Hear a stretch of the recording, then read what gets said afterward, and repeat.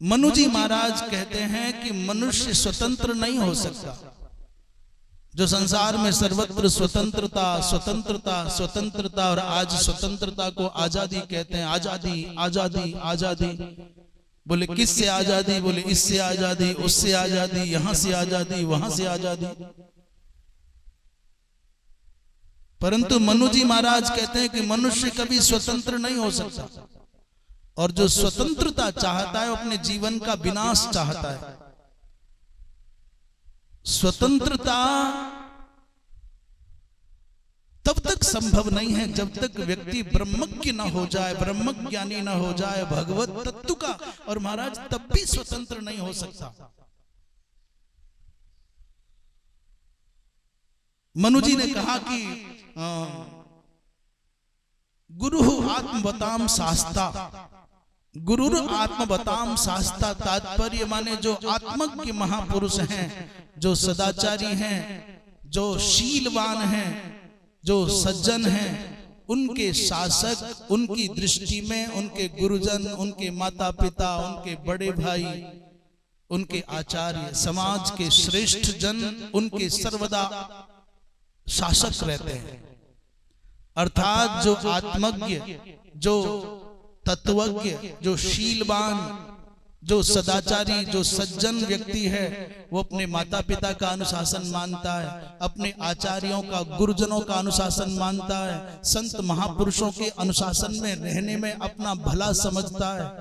वो अपने आप को स्वच्छंद नहीं मानता। माता पिता नहीं रहे तो वो कोई दूसरा केंद्र चुनता है जिनकी स्नेह की छाया में, जिनकी दृष्टि के अनुशासन में मैं अपने जीवन को पवित्रता से पूर्ण कर सकूं। अपने गुरु न रहे तो किसी अन्य महापुरुष में, महात्मा में गुरुत्व की खोज कर लेता है, उनके अनुशासन में अपने जीवन को पूर्ण करने की भावना रखता है। इसलिए मनुष्य को कभी स्वतंत्र रहने के बारे में नहीं सोचना चाहिए।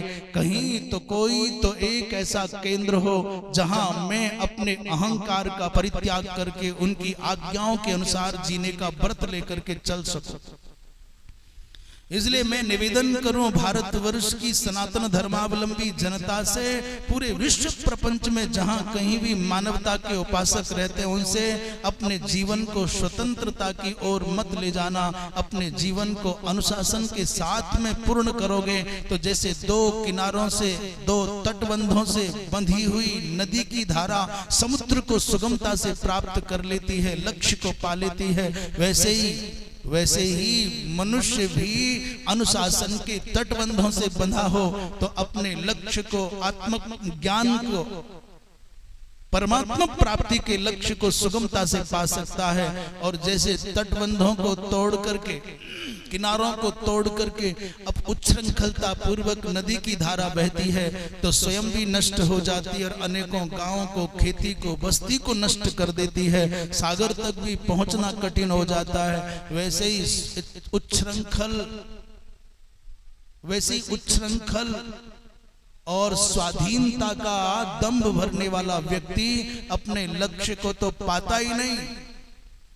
शास्त्रकारों ने कहा है कि स्वयं नष्टाः परान् नाशयन्ति ते, वो अपने आप नष्ट हो जाते हैं और दूसरों को भी नष्ट करने का कार्य करते हैं।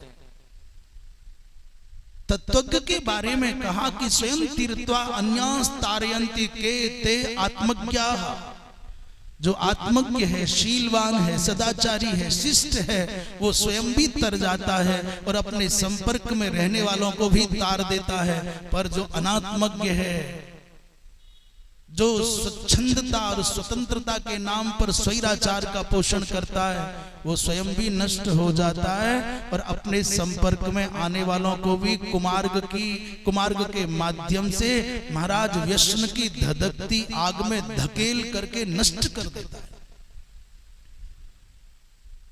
इसलिए स्वच्छंदता पूर्वक जीने की बात नहीं। गुरुर आत्मवताम शास्ता, सज्जनों के शासक, गुरु, माता पिता, संत महापुरुष, समाज के श्रेष्ठ सदाचारी जन, और जो अपने माता पिता, गुरुजनों का अनुशासन नहीं मानता, उस पर शासन करने के लिए परमात्मा ने राजा की व्यवस्था की है। राजा शास्ता दुरात्मनाम कुमार्गामियों के लिए, अनैतिक आचरण करने वालों के लिए शासन करना कौन? बोले राजा करेगा।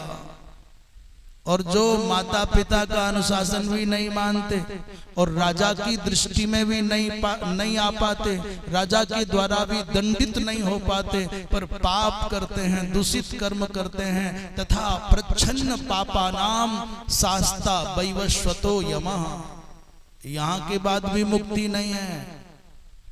छुप करके अपराध करने वाले, अशास्त्रीय कर्म करने वाले, अनैतिक कर्म करने वाले, उन प्रच्छन्न पापियों का शासन कौन करेगा? बोले ब्याज के सहित अपने ही दुष्कर्मों का दुष्परिणाम भोगना पड़ेगा और दंड देंगे यमराज, यमराज के दूत। इसलिए जो स्वच्छंदता की बात करते हैं वो मिथ्या भाषण करते हैं, वो अपने जीवन को नष्ट करने की ओर बढ़ते हैं। हमको स्वतंत्र नहीं होना, हमको अनुशासन में रहना है। बोली वृंदावन बिहारी लाल की।